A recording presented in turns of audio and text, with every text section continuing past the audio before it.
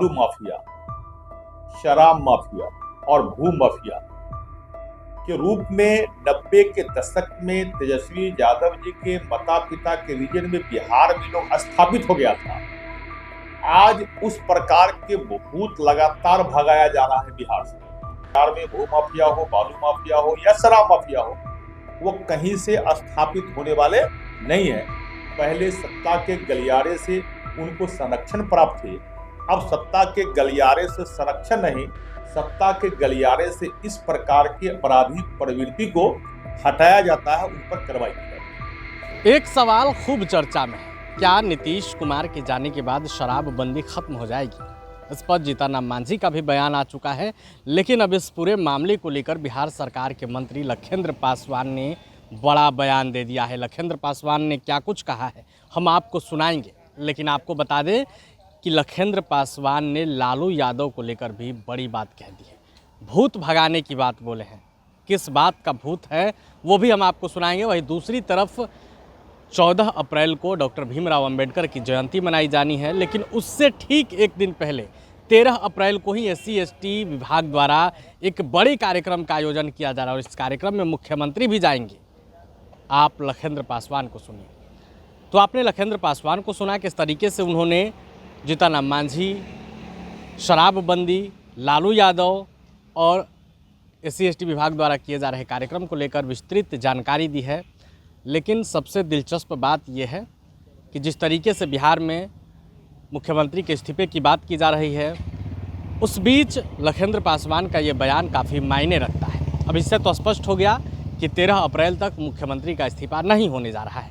अब देखना होगा कि इस्तीफा कब होगा, लेकिन बहरहाल अंबेडकर की जयंती 13 अप्रैल की संध्या ही मनाई जाएगी बापू सभागार में, और इसमें जिले के छात्र भी शामिल होंगे और इसके बाद छात्रों को मोटिवेट किया जाएगा।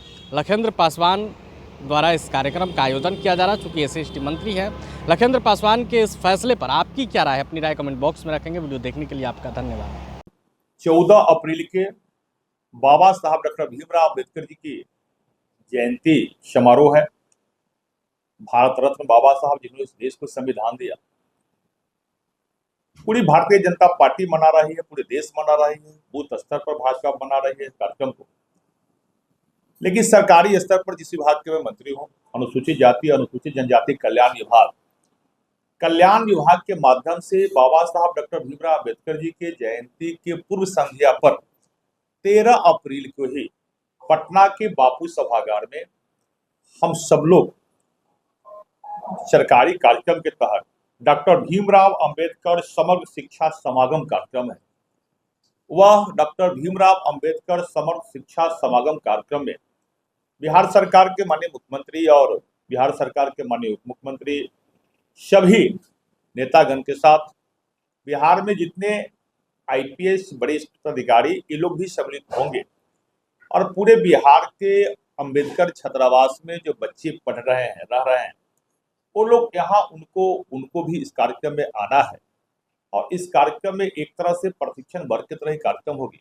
और बाबा साहब डॉक्टर भीमराव अम्बेडकर जी के जयंती के शुभ अवसर पर पूर्व संध्या इस प्रकार का कार्यक्रम का मुख्य उद्देश्य है शिक्षा के प्रति बाबा साहब का वो सपना, ये समाज के अंतिम पंक्ति में जो बैठा हुआ लोग है, उसको शिक्षा के मुख्य धारा से जोड़ दो। हमें खुशी है देश के माननीय प्रधानमंत्री नरेंद्र मोदी जी के मार्गदर्शन में और बिहार के माननीय मुख्यमंत्री नीतीश कुमार जी के नेतृत्व में जो यह योजना हम लोगों ने लाया और इस प्रकार का कार्यक्रम ला के ये कार्यक्रम होगा, निश्चित रूप से शिक्षा के प्रति ये सफल कार्यक्रम है। देखिए, जिस प्रकार बालू माफिया, शराब माफिया और भू माफिया के रूप में 90 के दशक में तेजस्वी यादव जी के माता पिता के रीजन में बिहार में लोग स्थापित हो गया था, आज उस प्रकार के भूत लगातार भगाया जा रहा है बिहार से।